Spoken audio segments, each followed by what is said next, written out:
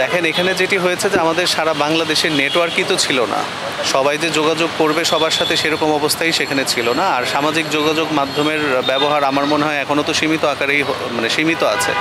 So সেই জন্য আলাদা করে কোনো ইনস্ট্রাকশন সেখানে দেওয়ার মতো সিচুয়েশন যে ছিল তাও কিন্তু না। কিন্তু যেটি আছে যে আমাদের ক্রিকেট বোর্ডের আন্ডারে বা ক্রিকেট বোর্ডের সাথে রিলেটেড যতগুলো প্লেয়ার আছে আমাদের কন্ট্রাক্টে আছে এবং যারা আমাদের বিভিন্ন ফর্মে বিভিন্ন লেভেলে খেলছে, তো সবার ব্যাপারেই ক্রিকেট বোর্ডের তরফ থেকে কিন্তু সেই খোঁজখবর রাখা হচ্ছে। যখন কোনো ক্যাম্প হয় বা ক্রিকেট বোর্ডের আন্ডারে ক্রিকেট বোর্ডের ভেতরে বা আমাদের নিজস্ব দায়িত্বে যে ক্যাম্পগুলো থাকে সেই জায়গাগুলোতে কিন্তু আমাদের সেই নিরাপত্তার ব্যবস্থাগুলো করেই তাদেরকে মাঠে নিয়ে আসা হয়। সো ওই জায়গাগুলো থেকে আমরা বলতে পারি যে ক্রিকেটারদের নিরাপত্তার যেই নিশ্চয়তা বা নিরাপত্তার যে ব্যবস্থা সেইটা ক্রিকেট বোর্ড সম্পূর্ণ না করা পর্যন্ত তাদেরকে কিন্তু মাঠে নিয়ে আসেনি। সো এখনও তারা যেভাবে আছে নিরাপত্তার মধ্যেই আছে এবং যতদিন এই পরিস্থিতি থাকবে এরকম সম্পূর্ণভাবে আগের মতো সিচুয়েশন টোটালি নিরাপত্তার যে ব্যাপারগুলো আছে সেগুলো জনমনে যদি সেই আতঙ্ক যেগুলো আছে সেগুলো যদি একদম সম্পূর্ণরূপে যখন শেষ হয়ে যাবে তখন আবার আগের মতো আমরা নর্মালি হয়ে যাব। তবে এখন পরিস্থিতি যেটি দেখছি যে আস্তে আস্তে এভরিডে স্বাভাবিক হচ্ছে। আপনাদের মনের মধ্যেও অনেক ভয়ভীতি বা অনেক রকমের উদ্বেগ ছিল, উৎকণ্ঠা ছিল। সো এগুলো যেমন কমে আসছে, ইনশাল্লাহ আগামী কিছুদিনের মধ্যে সব কিছু আবার নর্মাল হয়ে যাবে আশা করি। ছোট ভাই, সবশেষ যে বোর্ড মিটিং, সেই আমার শেষ কোশ্চেন, সেই বোর্ড মিটিংয়ে একটা বিষয় নিয়ে আলাপ হয়েছিল, সেটা হচ্ছে মূলধারার কিংবা মূলধারার বাইরে বিভিন্ন গণমাধ্যমে নানা সময়, সেটা বাংলাদেশ ক্রিকেট বোর্ডের অফিসিয়াল হতে পারে কিংবা ক্রিকেটার প্লেয়ার হতে পারে, তাদের সম্পর্কে নানা ধরনের সত্য অসত্য নেতিবাচক নানা ধরনের মন্তব্য এসেছিল।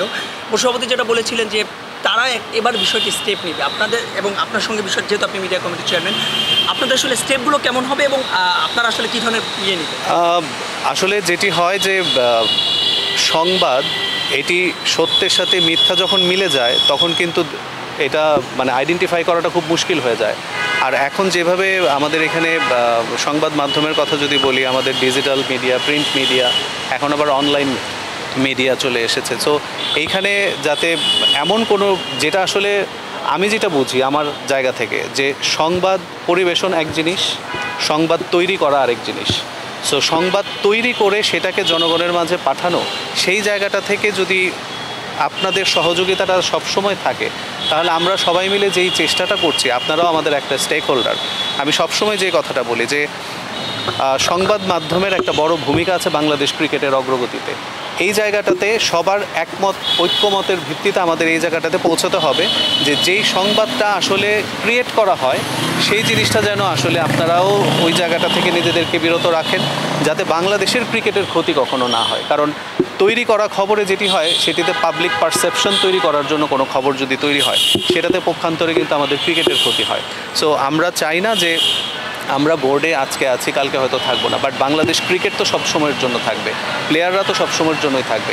এই হয়তো এখনকার প্লেয়ার এখন যারা আছে তারা থাকবে না, আবার আরেক সময় নতুন প্লেয়ার আসবে, বাট আপনাদের এই সহযোগিতাটা যদি সবসময় অব্যাহত না থাকে তাহলে কিন্তু সবসময় ক্রিকেটাররা এই ধরনের একটা অস্বস্তিতেই ভুগবে, তারা এই কনফিডেন্স তাদের থাকবে না। সো এই জায়গাগুলোতে তারা সবাই চায় কি যে বাংলাদেশ টিম যখন মাঠে খেলতে নামে তখন যখন গ্যালারি ভরা দর্শক থাকে তখন প্লেয়ারদের মনোবলও কিন্তু বেড়ে যায়। সো আমরা যখন দেশের বাইরে খেলতে যাই আমরা সবচেয়ে বড় অভাব বোধ করি যে আমাদের এক্সপেক্টেটাররা আমাদেরকে বাংলাদেশ বাংলাদেশ বলে চিৎকার করে না।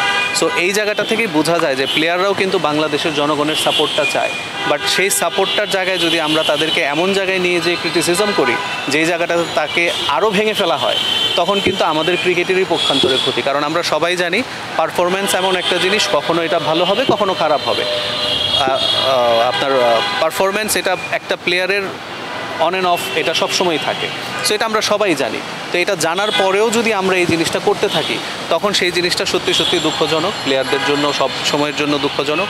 আমরা আমাদের বোর্ড সভাপতি যেটি বলেছেন যে এই ব্যাপারে আমাদের সিদ্ধান্ত না, আমরা তথ্য মন্ত্রণালয়ের সাথে যোগাযোগ করছি, তাদের যেই গাইডলাইন আছে বাংলাদেশ গণপ্রজাতন্ত্রী বাংলাদেশ সরকারের যে গাইডলাইন আছে মিডিয়ার জন্য, সেই গাইডলাইনটাই আমরা হয়তো ফলো করবো ইনশাল্লাহ। ভাই লাস্ট একটা প্রশ্ন করতে চাই, পাকিস্তান সিরিজ আর মাত্র 20 দিনের মতো বাকি, তার আগে কিন্তু একটা দল যাচ্ছে পাকিস্তানে, যখন আমরা জানি।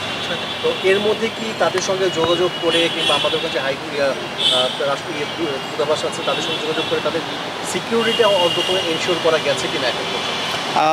এই ব্যাপারটি এই অফিসিয়াল মানে কমিউনিকেশনের এই ব্যাপারটি আমার মনে হয় সবচেয়ে ভালো অ্যান্সার করতে পারবে আমাদের সিইও। উনি এই ব্যাপারগুলো দেখাশোনা করছেন, কারণ যখন কোনো টিম দেশের বাইরে যায় তখন সংশ্লিষ্ট বোর্ডের সাথে আলাপ আলোচনা করে সমস্ত কিছু ফাইনালাইজ করার দায়িত্বটা উনিই পালন করেন।